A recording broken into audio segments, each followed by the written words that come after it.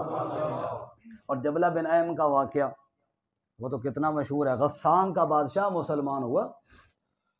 जबला बिन अयम, हज़रत उमर रज़ी अल्लाह अन्हु को पता चला, मदीना से बाहर जाकर इस्तकबाल किया। भाई मुल्क का बादशाह मुसलमान हो रहा है, पूरे मुल्क के अंदर दावत का काम आसान हो जाएगा। बड़े खुश हुए, उसको पूरा प्रोटोकॉल दिया, मदीना में अपने पास ठहराया। जबला बिन अयम कहने लगा मैं उम्रा करना चाहता हूँ। अमीर अल मोमिनीन उमर फारूक ने कहा मैं भी तेरे साथ जाऊँगा, मैं भी तेरे साथ जाऊँगा। हज़रत उमर मदीना से चल के मक्का जबला बिन अयम के साथ आए। ये सब उसको एजाज़ दे रहे हैं, प्रोटोकॉल दे रहे हैं कि बड़ा बादशाह है। वो ये ना समझे कि इस्लाम कबूल किया तो मेरी इज्जत में कोई कमी आई। लेकिन आगे जाकर क्या हुआ, दौरान तवाफ़ उस बादशाह और शहजादे की लंबी चादर थी जिस पर एक ग़ुलाम बद्दू का पाँव आ गया।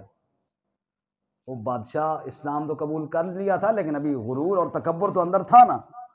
उसने रख के मुक्का मारा उस गरीब को, लगा नाक पर और नाक की हड्डी टूट गई। उस गुलाम ने आगे से कहा मैं अभी जाके अमीरुल मोमिनीन को बताता हूँ। जबला बिन अयम ने कहा बता। उसके ज़हन में ये था कि ये क्या बिगाड़ लेगा, भला इसकी शिकायत पर उमर मुझे कुछ कहेंगे। उसके ज़हन में ये बात थी।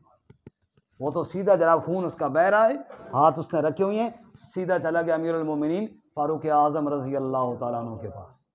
अमीरुल मोमिनीन, वो जो आपका मेहमान आया हुआ है, जिसको आप बड़ा प्रोटोकॉल दे रहे हैं, ये मुक्का मुझे उसने मारा है। क्यों मारा है? का गलती से मेरा पाँव उसकी चादर पर आ गया था। बस ये सुनना था कि उमर के तेवर बदल गए। जिसके इस्तकबाल के लिए मदीना से बाहर गए थे, जिसके इस्तकबाल के लिए मदीना से चल के मक्का आए थे, उमर ने कहा जल्दी पकड़ो और जबला बिन अयम को सामने खड़ा कर दो कटहरे में।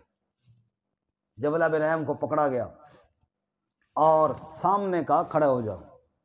कहा इस गुलाम बद्दू के साथ में खड़ा हो जाऊं? कहा हाँ इसी के साथ खड़े हो जाओ जिसको मारा है तूने। अब बताओ भाई तुझे किसने मारा है? कहा जी इसने मारा है। क्यों मारा है? जी पाँव आ गया था चादर पर। क्यों मारा है तूने इसको? कहा जी ये कौन होता है मेरी चादर पे पाँव रखने वाला? उमर ने फरमाया कब से तुमने इनको गुलाम समझ के पीटना शुरू कर दिया है, इनकी माओ ने तो इनको आज़ाद जाना था। फिर उमर ने कहा तू नौ मुस्लिम है, इस्लाम के अदल के निज़ाम से वाकिफ़ नहीं है, इसलिए तुझे मैं इतनी मोहलत दे रहा हूँ कि कल तक इससे माफ़ी मांग। चाहिए तो ये कि अभी तुझे सज़ा दी जाए, कल तक माफ़ी मांग इससे। अगर ये माफ़ कर दे तो ठीक, वरना कल इसी वक्त ठीक तेरे नाक की हड्डी को तोड़ दिया जाएगा। वो ये फैसला सुनकर हैरान परेशान, मैं बादशाह अपने इलाके का, ये एक गरीब बद्दू, वो भी गुलाम, मैं इससे माफ़ी मांगूं? बड़ा परेशान हुआ। सोच सोच के रात के वक़्त भाग गया, वहाँ से भाग के चला गया। दूसरे दिन अदालत लगी। अब अमीरुल मोमिनीन वो तो भाग गए। आप ख़ुद सोचें, जिसके ईमान लाने पर उमर इतने खुश हुए कि मदीना से बाहर इस्तकबाल किया, मदीना से मक्का तक चल के उसके साथ आए, उसके भाग जाने पर दुख हुआ होगा या नहीं हुआ होगा? ये पता चला कि भाग गया तो उमर सर पकड़ के ना यूं अफसोस के साथ यूं बैठ गए। बिल्कुल महफिल में सन्नाटा छा गया। एक बंदा बोला, उसने कहा अमीरुल मोमिनीन तो सभी कोई सख्ती ज़्यादा ही कर देती, आपने सख्ती ज़्यादा की है, थोड़ा नरमी का मामला करते तो एक बादशाह मुसलमान हुआ था, वापस न चला जाता, थोड़ा हाथ हल्का रखो, बहुत सख्ती की है आपने। हज़रत उमर ने ऊपर देखा और फरमाया हाँ तुम ठीक कहते हो, दिल मेरा भी यही चाह रहा था कि नरमी करूं, अल्लाह की कसम इसके साथ नरमी का दिल चाह रहा था, मेरा दिल नहीं चाह रहा था इसको मैं इतना सख्त फैसला सुनाऊं। लेकिन फिर मैंने सोचा उमर तुम नबी की अदालत की कुर्सी पर बैठे हो और तुम उस कुर्सी पर बैठे हो जिस पर बैठने के बाद अल्लाह ने भी अदल का हुक्म दिया और अल्लाह के नबी ने भी अदल का हुक्म दिया। कहीं मुझे कोई गुंजाइश नज़र नहीं आई, न कुरान में और न प्यारे नबी की सीरत और प्यारे नबी के फरमान में कि एक तरफ बादशाह हो दूसरा गुलाम हो तो कुछ नरमी कर लिया करो।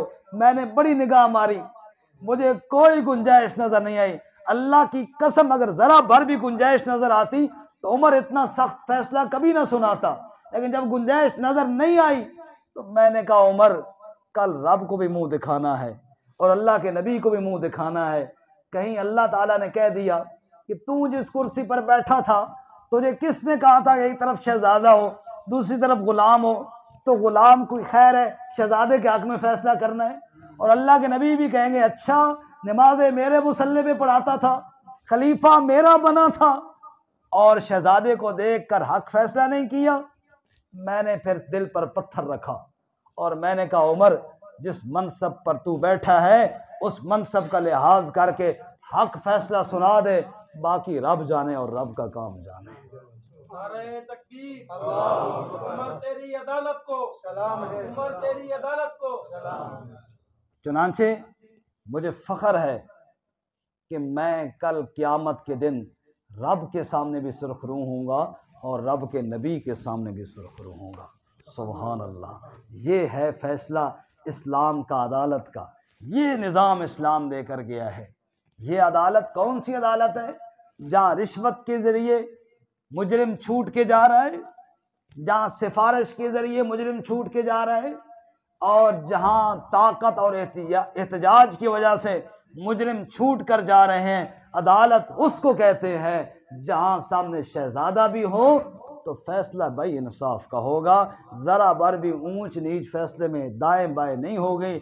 आज अदालत का नाम लिया जाए और उमर का जिक्र न किया जाए, मेरा ख्याल में अदालत का तज़किरा ही पूरा नहीं होता। उमर के बगैर अदालत का तज़किरा ही पूरा। दरस का हमारा वक्त तो पूरा, सिर्फ 2 मिनट दीजिए। ये निज़ाम अदल आगे चलता आया। अगर मुसलमान आदिल हों, अदालत को पसंद करें, निज़ाम अदल चलता आया है। आज तो मसला ये है ना कि क्या अमीर और क्या गरीब, क्या बड़ा और क्या छोटा।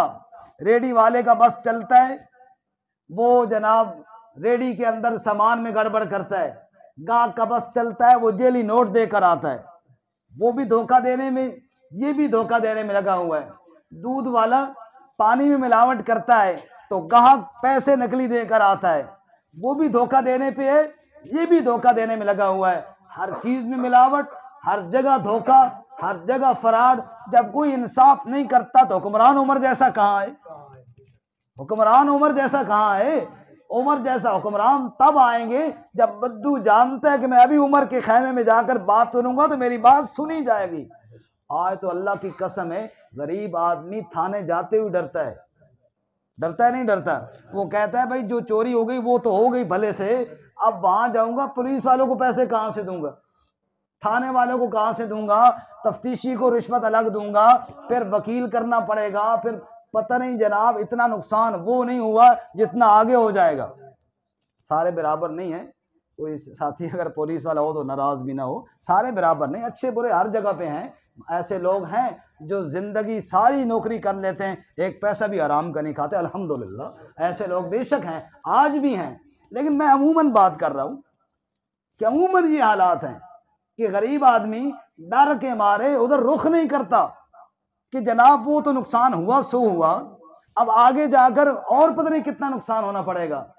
लेकिन तारीख के अंदर कई वाक़यात हैं, उनमें से सिर्फ एक तारीखी वाक़या सुनाता हूँ, सिर्फ ये साबित करने के लिए कि मेरा नबी जो निज़ाम देकर गया था उस निज़ाम पर सारे निज़ाम कुर्बान होने चाहिए।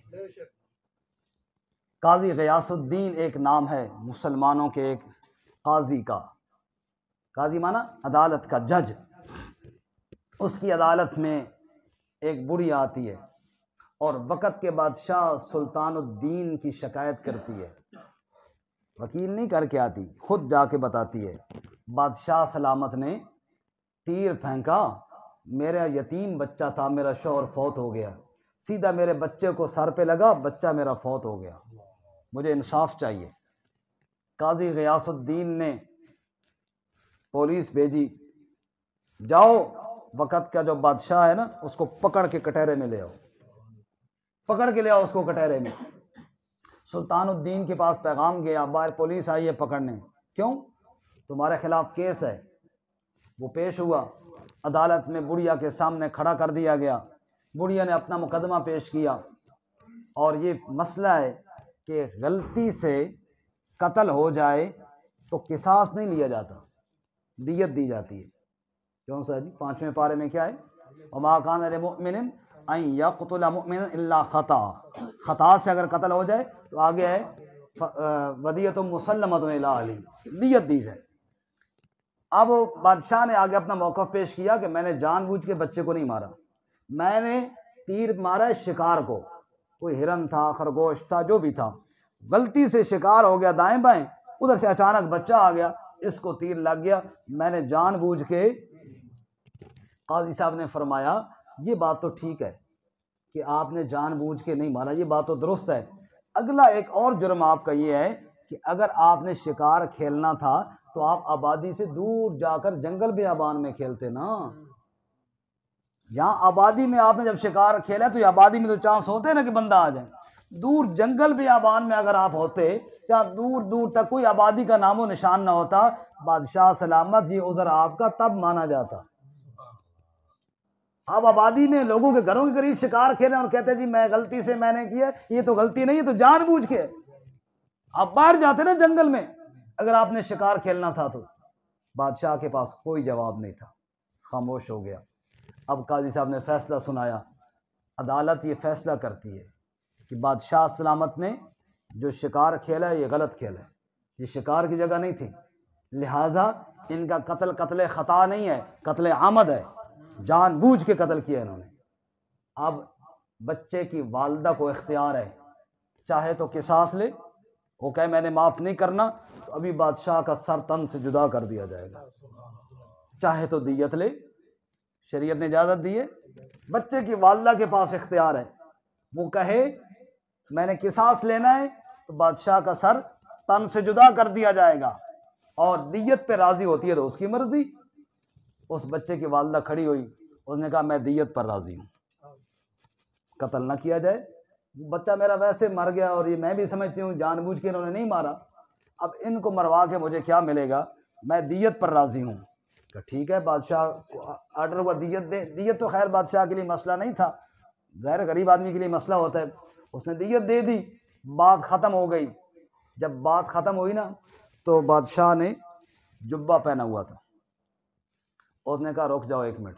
उसने जुब्बे से तलवार निकाली और यूं लहरा कर कहने लगा काजी गियासुद्दीन, पता है मैं ये तलवार क्यों छुपा के रखी हुई थी मैंने?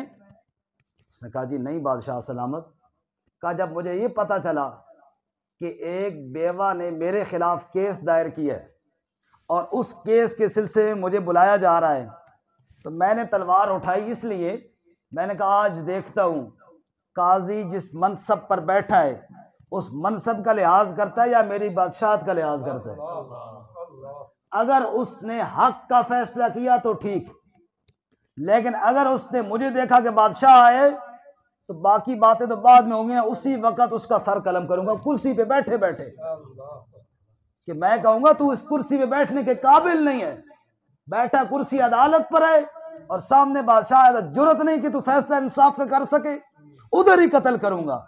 ये तलवार मैं इसलिए लेकर आया था, लेकिन तुझे सलाम, तूने अपनी कुर्सी का ख्याल रखा है, मेरे ओहदे का ख्याल नहीं रखा है, तूने फैसला इंसाफ पर किया है, तू बच गया है कत्ल से। जब उसने ये बात की, काजी गियासुद्दीन मुस्कराए और अपनी कुर्सी के नीचे से एक दुर्रा निकाला और कहा बादशाह सलामत, तो अनु पता है मैं दुर्रा क्यों रखे सी? कहा जी नहीं।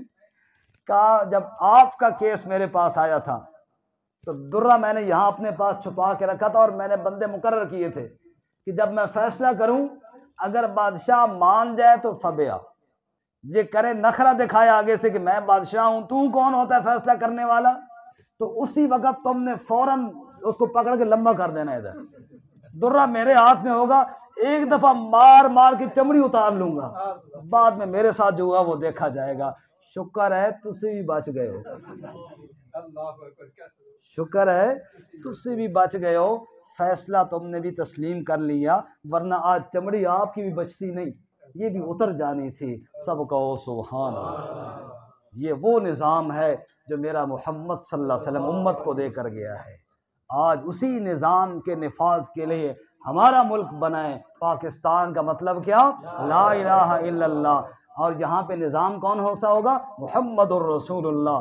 लेकिन काश इस मुल्क के अंदर भी वो निज़ाम आए। इसके लिए मैंने भी, आपने भी, हम सब ने मिलकर मेहनत करनी है। ये सिर्फ किसी को कोसने से नहीं होगा कि जनाब फलानी पार्टी आई तो वो गलत और वो गलत तो फलां गलत तो फलां गलत। ना ना, ये हम सब इस निज़ाम का हिस्सा हैं। भाई काजी साहब या जज साहब जो हैं उन्होंने फैसले गलत किए हैं।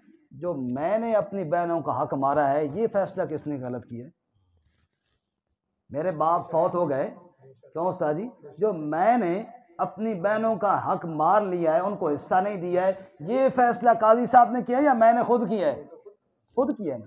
ये जो मैं 2 नंबर सौदा बेच रहा हूँ, ये जो मैं पड़ोसी की ज़मीन पे कब्ज़ा कर रहा हूँ, ना हक प्लाट पे मैं कब्ज़े कर रहा हूँ, ये फैसले अदालत के हैं या मेरे हैं? तो मैं भी तो उसी तरह हूँ ना। मेरा बस इतना चलता है, वरना इससे आगे बस चलता तो मैंने भी कमी कोई नहीं करनी थी। जब हम सारे मिलकर कहेंगे भाई फैसला इंसाफ का होगा, गवाही सच्ची होगी, तो मेरी भाइयों और मेरे दोस्तों, अल्लाह की कसम पूरा मुआशरा बदल जाएगा। अल्लाह हमें अमल की तौफीक अता फरमाए। व आखिर दावाना अनिल हम्दुलिल्लाह।